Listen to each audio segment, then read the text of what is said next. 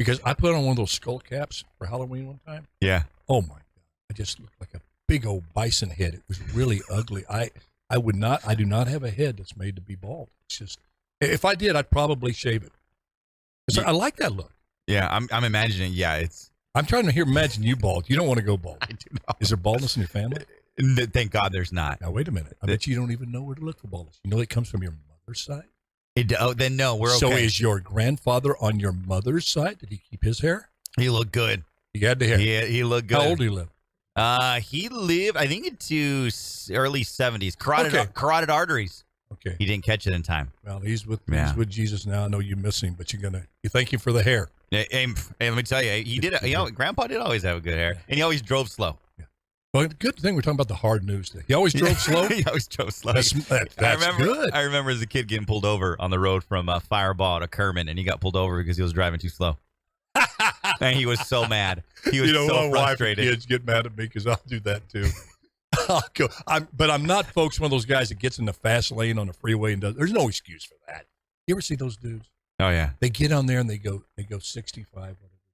They go the speed limit, and they're not going to move. Oh yeah. It doesn't matter. You can ride their bumper like a jockey in the home stretch. They're not going to move over. Oh yeah. And gosh darn, it's hard. Why?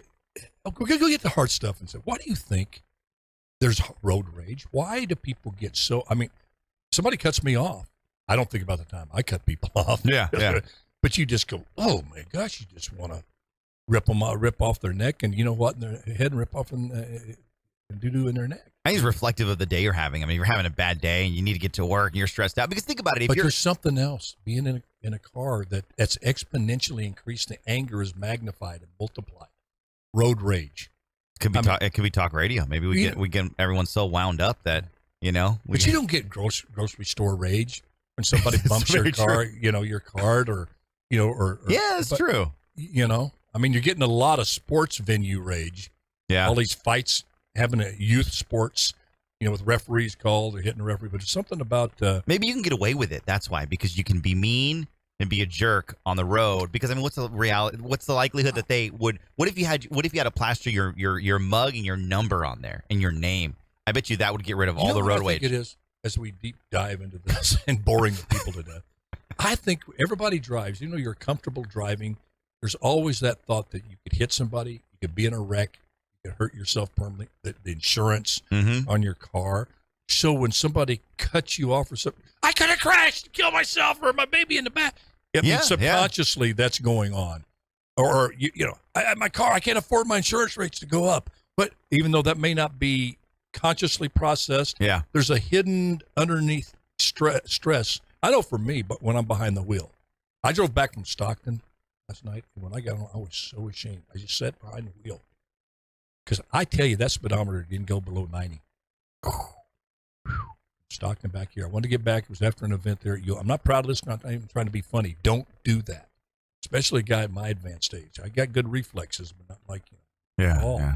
But you just that 99, they go fast on the 90. You're going 90, but you're keeping up with traffic in the fast lane. But what happens? That little prairie dog runs across, and you automatically slam on your brakes. And next thing your reflex or that that 18-wheeler moves over. Yeah. And I had Kim's car. If I'd have crashed that, I would have killed him. Yes, you would have been. Yeah. Enough about the funeral for my husband. Where's my car? What are they covering? Not really, honey. Okay, let's get to this stuff. This wasn't in our notes that we shared. No. But the passing of Naomi Judd for country western fans and people, her fame and influence and the love that she had from people was not just with the country music fans. She had managed to endear herself to, from the girls on The View to the Academy of Country Music. She wrote books and great singer, her and her daughter Winona. But she had a very public battle with mental health. And she passed away 77 2 days ago. The day before her and Winona were going to be inducted into the Hall of Fame. And it was really unusual because the family said the cause of death was mental illness. You think suicide? I don't know. You hate to go there, but I mean, What could get you? I mean, what could make you a deceased person with mental health? Well, here's what. See, your thought went there, so did mine. Only because of this. I saw an interview with her in her book. She wrote a great book on it and her battle. And she says, I feel like shouting from the mountaintops to society, to the medical industry, pay attention to this. It's real. Address it. I feel like just shouting to get the attention and the awareness on mental health. And I'm thinking, maybe this is her way, whatever happened, to get attention to that. And cry for help. Do it right before the AC. I don't know. It's bad for us to even speculate. Listen, I'm sorry, folks, the fans, but I really like them. I like. I never met her. It's just all interviews. Go ahead. Mental health is one of those things where it affects every social economic strata, every color, and because you think, man, you're a legend. You got so much going for you. You got everything the world thinks you would need to be happy and not be. Yeah, and you saw Robin Williams, another example. You see what's the age where all the singers, Amy Winehouse. 29. 29. It's Jim Morrison, Jimi Hendrix. Exactly. And you're seeing more and more of these artists who just, we think like, wow, man, they got it all. The fancy cars, the staff, the planes, the luxurious life, but maybe deep down inside. And they did a study too with people that win the lottery. Oh yeah, yeah, heard people about that win the lottery. It's, you were on the inside. You saw the industry. You saw Hollywood. Well, for years, up until I was 34 years old, I tried to fill that void inside me. That's meant only for God. You try to fill that God-sized hole in your soul with anything other than God. It's going to leave you lacking. It's going to leave you searching. It's going to leave you scared, desperate. You can try to fill it with money, fame, position, relationships, whatever. It's just not going to. And I draw this.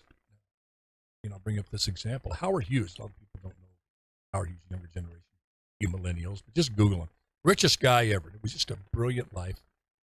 He was a gazillionaire, made movies, owned a movie studio, pilot, really into aviation, exciting life, all the money, dated beautiful women. But he just progressively got so paranoid and depression, he ended up a good portion of his life, I think the last 35 years, a hermit inside of his room in Las Vegas. He was so afraid of germs and so afraid of life. And he just was separated, became so it just, the point is, the grass isn't always greener. Everybody has their stuff going on. I'm really looking forward to the Elvis Presley movie. Oh, man. Great trailer, by the way. But Elvis, you'd think, best looking man to ever walk the planet outside of you, Guillermo. Elvis is a close second to you. But he goes and great young man, raised up in the Lord, but got off on trap, had severe depression and all that stuff. And for those that don't know the movie coming out, go watch the trailer. I was sitting in a theater over the weekend, and my wife, it started. I was like, "Oh, babe, I forgot to tell you about this." I really want. And I got emotional. Just watching the trailer. Do that. And it wasn't my generation. Yeah, it got to me. Just a trailer. All these performers want to be Elvis, but they don't know how to be Elvis. You know how to be Elvis? Be yourself. He didn't let anybody tell him, Elvis, now you're really doing good in rock. Don't sing country. He sang country. Elvis, don't do folk music. He did folk. Oh, but Elvis is doing a gospel album. He did everything. There was no fences. Garth Brooks was a little bit that way, but not like Elvis. Yeah. And just an unbelievably good-looking man. And I had a singer and performer. Just in this movie, you know why I'm excited about it, Guillermo? It's about Elvis, obviously. Yeah. But I'm telling you, and I get a little pushback from movie aficionados, including my son. But let me tell you, in my opinion, Tom Hanks has never made a bad movie or been part of a bad movie. He's done movies I liked more than others. Yeah, that's a good point. Castaway, everybody loved Castaway. I don't like Castaway. You didn't like it? There was moments. One guy on an island with a volleyball. That takes talent. That takes a lot of. Well, that really stretched it. There was moments there, but I did go get popcorn quite often. I don't think it needed. It was like a 3-hour movie. And I come back, my wife goes, "You missed the thing where he painted the face on the volleyball, and it was out there." I go, "I'll catch it on the streaming." but he's, his Forrest Gump, Philadelphia, A League of Their Own. Big. That scene where he was walking back and he goes, he just knows how to pick material and started out as a little sitcom guy. Remember? You know what the sitcom was? No. Him? It only ran, I think, half a season. Bosom Buddies. Like you and me. It was named after me. And you. Bosom. Let's name the show Bosom Buddies. Bosom. We're running into copyright problems with that. Yeah. It's probably too old. I think we're fine. Okay, we're going to take a break. And I got to stay off this guy and his millennial stuff. I come running in the studio. I'm always on Guillermo because he runs in the studio 3 minutes ago. Busy guy. Busy millennial. He's got a lot of energy. Runs in here 2 minutes before the show on his phone. Winds up and we're ready to go. Cool as a cucumber over there. So I'm going, I get here like a half hour before the show. Today, at a meeting, I come running in here like a freaking millennial. I come in here running 2 minutes before the show, looking at my phone, all that. So I've walked a little bit in your shoes, brother. So I'm still a boomer. I understand a little bit more of the millennial multitask world that you live in. Just make a U-turn and start getting younger. Just don't say circle back to Jen Psaki. We're looking up at Jen Psaki right now. What's she talking about? I don't know. I like Jen Psaki. She's.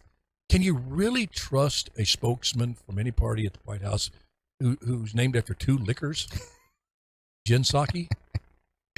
She's that liqueurs, two liqueurs. Is Psaki a liqueur or liquor? I don't know. I bet you she's fun to hang out with. I don't like her politics. I don't like anything she says, but I bet you she's fun to hang out with. I don't know. I think so. I don't. Yeah, we never know. Just on just watching, I think she would probably get very, very impatient with you at dinner and me. I think it wouldn't be like, let's have some stimulating conversation about the border. Yeah. I think it's her way. And here I am. I tell you all, don't be judgmental on what you see on TV of a person. I'm just saying my gut feeling. I don't know for sure. She probably is a nice person. She probably is. Yeah. George Bush was to people, Ellen DeGeneres hung out with George Bush at the ball game. Who would have thought? Huh.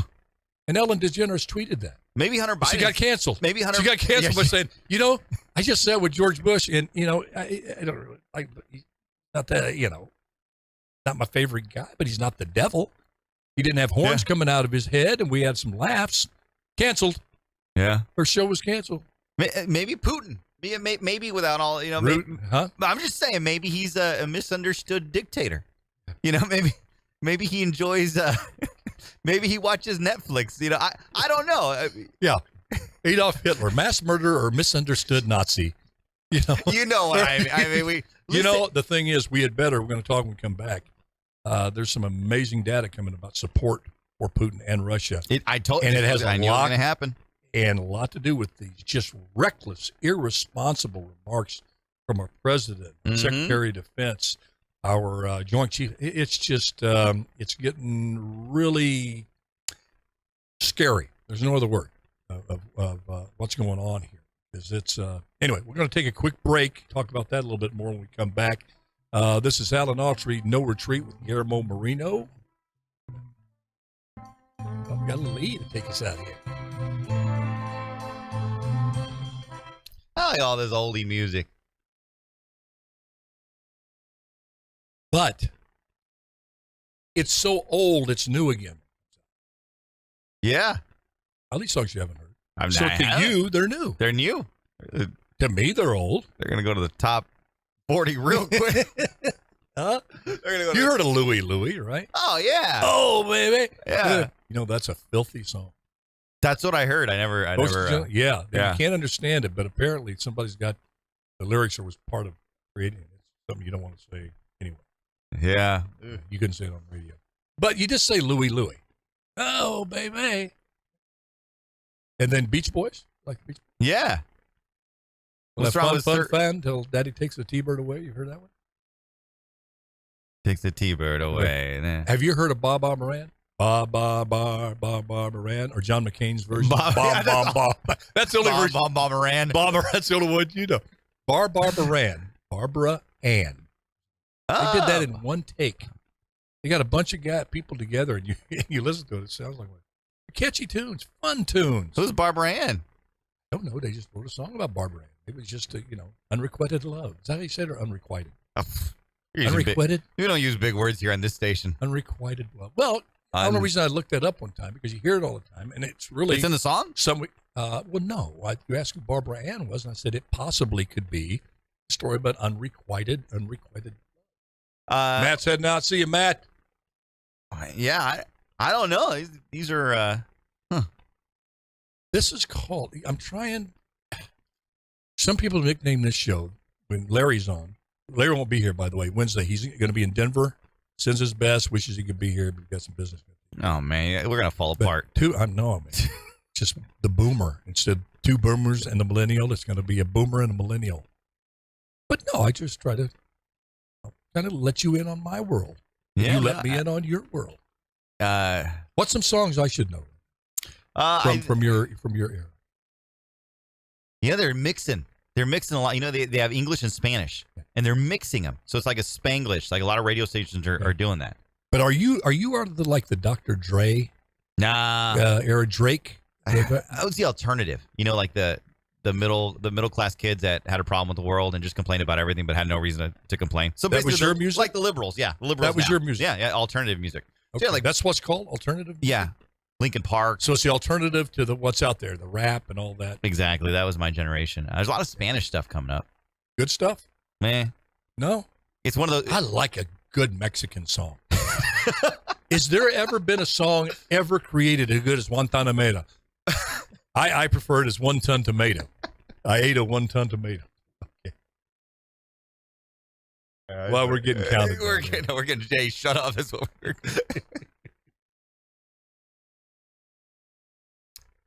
I need to make more. They give us a 3-second countdown, then we got no music. What's going on? It's better. I'm not going to say. Everyone, what's going on there? Grab.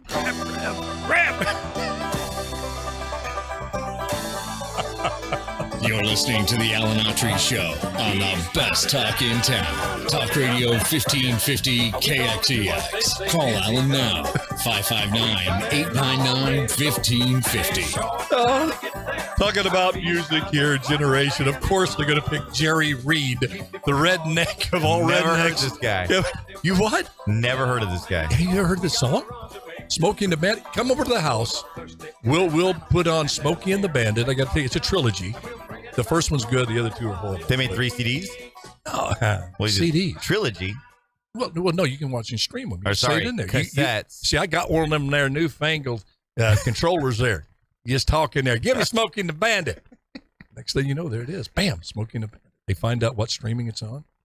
I know more about technology on this than you. Well, I mean, you're just saying, hey, Alexa, play, so-and-so, but I've never heard. You don't have to say Alexa. Oh, you don't? If you got Comcast, you have Dish TV, Direct TV. Oh, we're OTT over. We cut the cord. We're just Netflix.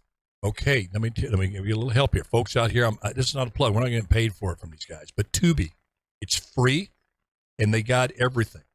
They're doing really, really, really well. I'm glad they. Is it like Pluto? They even have what's that? Is it like Pluto? There's so many. So Pluto. Just but that's a pretty goofy statement. No.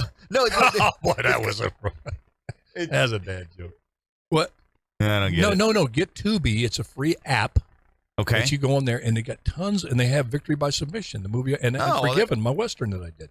You can watch it free. You don't have to pay for it. Oh, okay. Tubi. It's what they call ad-driven, like the old days. Yeah. Where you had, now Netflix is in trouble because their subscription base is down like 420,000. Yeah. Because people are going, hey, let's go. They like the traditional. They don't like as many commercials as they were in the past. So they figure that, the production companies have figured that out. But you get shorter commercials and you get back to the story, which I think is pretty good.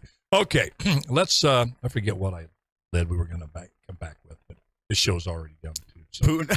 Let's, Putin being liked. Okay, Putin being liked. But let's go. Okay, we could do that's before we get to the Putin situation and his appearing to be a much admired dictator around much of the world. Around the world? Around the world.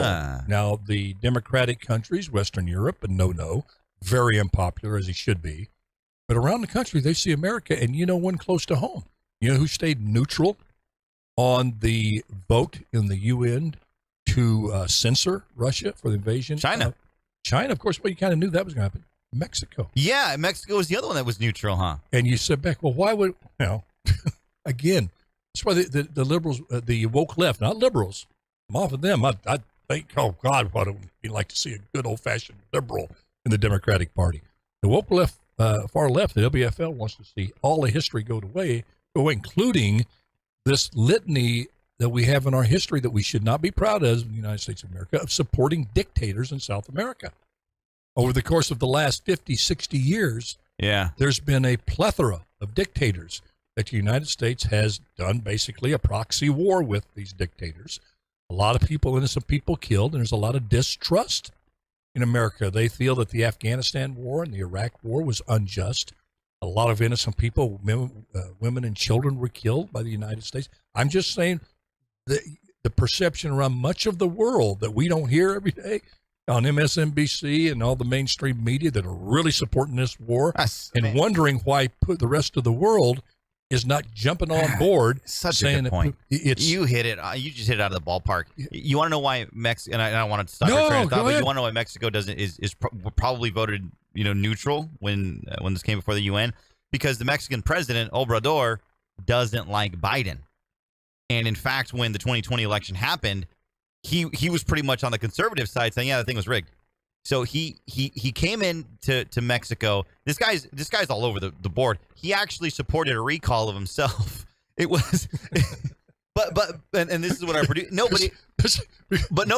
That's like the prisoner on death row offered his last meal and said, "Can I save that for later?" Yeah, he's unorthodox because his rash. He's not as dumb as he appears. Dumb as a fox. Because what he wants to do is he's pretty much a checkup. Like, hey, if you guys don't like me, just vote. Let's do a recall on me. Every 2 years, vote me out.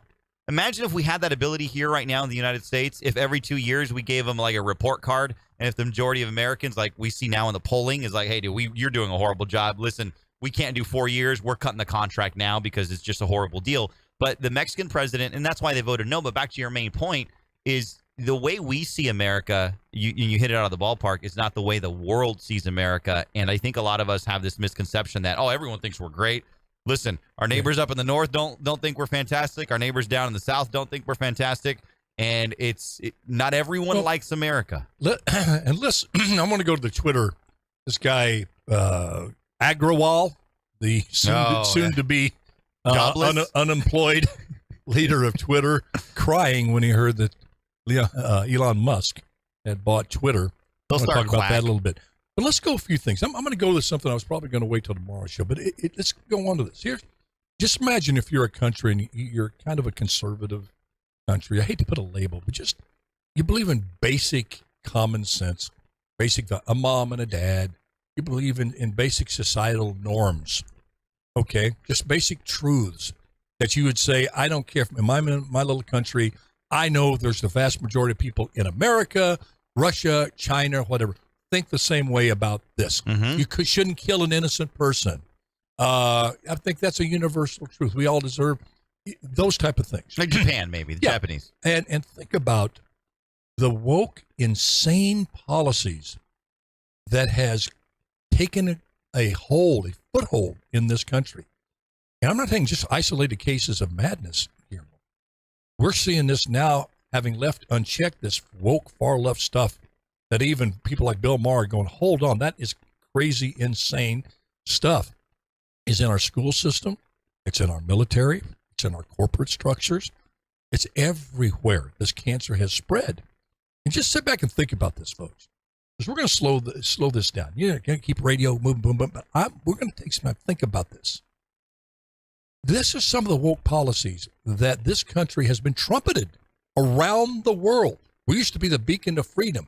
Here's what's blaring out through all the media that we're trying to encourage other countries all over the world to emulate. If you emulate this, what we're doing in America, you will live a fuller, more meaningful life. This will make you feel better. This will be utopia for you. Just follow us. Okay. Just think about this. Number one, kids are racist at birth. Mm. That's what they're pushing out there. That if you're born white, you are an oppressor. If you're born a person, quote, of color, you're oppressed at birth. Yeah. Nothing you can do to change that. That's going all over. You wonder how people, that's how the Nazis, that was eugenics here in the 1920s, that you were born here in America and around the world, that you were born smarter than other people or dumber than other people, and usually attached to people. Yeah. Well, go back a step further. Yeah. Before that, in this country, we're spreading around the world that, hey, listen, you're really not a human until, you're actually out of the, Exactly. So you got zero rights in the womb. And the vast majority of the people of the countries do not support that. Yep. That's a very good point. They think it's absolutely evil, demonic. Just go another one. Birthing people. You're not a pregnant mother anymore. You're a birthing person, as if a gender other than a woman can bear a child. Well, they have emojis now, and I sent them to you. The guy that's pregnant in every... You sent me that. Apparently, the rest of the world doesn't think that's too funny. I'm glad. At America, we have to. What are we going to do? Because they're the ones pushing it. Our government, our highest officials, Yep. Kamala Harris, Joe Biden. Gender neutrality. Just think about that. Even when somebody transitions, they transition to something else.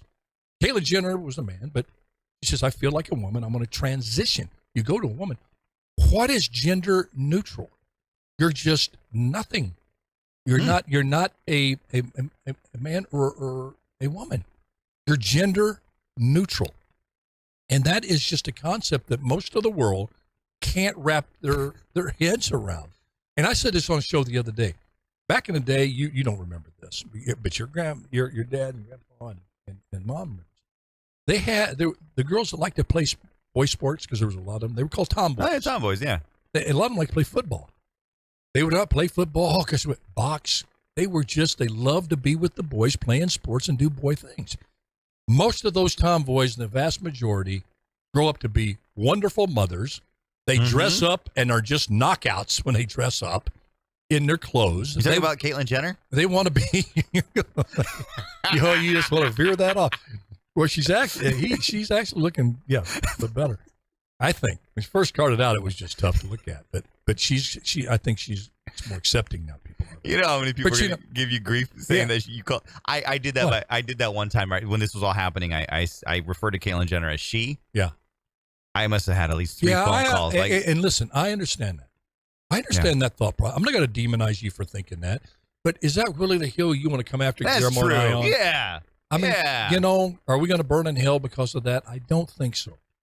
Are we leading other people down? You may think so. I don't think so. Yeah, that's the other. Yeah. I pray for them. I refer to them as they want to be referred to. Pray for them, and that's just my choice. Free country, okay? And I understand where you're coming from. Yeah. That people might think, oh, that's going to gender. You got a voice out there that's influential to some people, and this and that. But I'm not going to, do seminars on it. I don't want to do that. But here's another one. Neighborhoods will be safe without law enforcement. Yeah, that's exactly what we're peddling. Think about that. And if you do commit a violent crime, the second most powerful person in your country should bail you out. Kamala Harris. Mm-hmm. So over there in these Eastern European countries, when your dad gets pulled out and the house and killed, that person should, if they do happen to go to jail, then your president or vice president, whatever you have there, prime minister, is supposed to bail them out. I mean, you could go on and on of these just things that go counter to common sense, that there shouldn't be such thing as a man or a woman or a mother or a father. Yeah. You should not refer to people as mother and father. They're gender neutral. And the rest of the world's looking at this, Guillermo, and going, and then if you're an old white guy, you are, like me, you are the devil. You're responsible for everything from racism to the pending nuclear war. Me being an old white guy is right in the same breath with Vladimir Putin. Alan Autry and Vladimir Putin. You just say them in the same breath. They're the same. cut from the same cloth. What do you mean cut from the same? Well, they're old and white. Listen, an old white guy invented Kentucky Fried Chicken.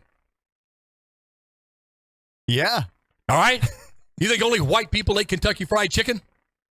No. Okay, I see. I look over there. You ate Kentucky.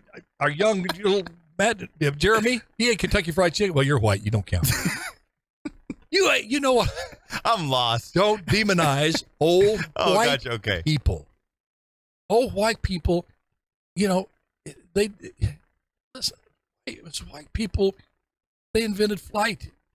The Wright brothers happened to be white. I don't think they said, when I make these planes, I'm only going to let white people. Yeah. Now the country sure didn't went that way. So they had influence on there, but anyway. There's we need to look at this the way the rest, or Putin's going to be emboldened, and I think we're going to take, once your comment, then we're going to take a break and come back to this. What does Putin do next? And this talk about the possibility that some now say is beyond that category and to the level of probability that we're going to see some use of nuclear weapons in the Ukraine. But go ahead, finish your thought. We'll take that break. Well, you just listed the horrible things that countries look at when they look at America and where we're at now. And we always have to remember that the world does look at us, whether we're, trying to push democracy or push anything. The world does look at us, and the world does formulate an opinion. And we really don't formulate an opinion because we're so closed-minded. Our youth are so closed-minded, and it's not their fault. They don't have a worldview. You grow up in Africa, it doesn't matter how old you are, you start knowing about that shiny beacon, where life is better than yours in Africa. I mean, you look at this in Russia. You want a house, not a hut. Yeah, exactly. And there's Russians, Ukrainians. I mean, people look at America and know about America at a young age. Our kids these days don't even know about America, and they live in America. And many of them hate America. And they hate America, and they don't have a worldview. I mean, you probably could go to a high schooler right now and say, hey, name me 10 countries around the world. Oh, gosh, you wouldn't get very far down. You would, exactly. So, and it's not their fault. They weren't taught it. It's not. Yeah, it wasn't exactly. emphasized in school. So, when simply wasn't. When you look at this worldview, and right now you have kids that are learning English because they know how great this country is. So we're really going to rot from within. And let's talk about progressivism. All these